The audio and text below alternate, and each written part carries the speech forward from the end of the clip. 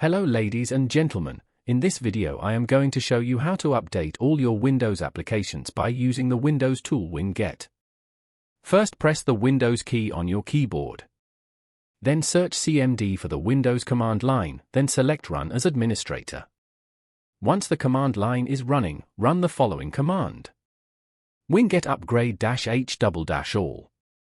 This will run the Winget command and check all the software on the system that needs updating. The -h in the command means that Winget will check the hash against the software package repository.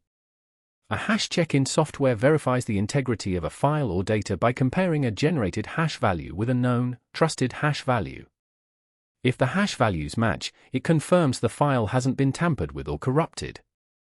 This is a crucial part of cybersecurity, ensuring that software, files, and data remain authentic and haven't been altered during transmission or storage. Once the process has finished, close the Windows command line.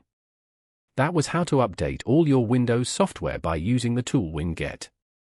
If you found this video useful, please like, share and subscribe to my YouTube channel. Thanks for watching and I hope to see you for the next one.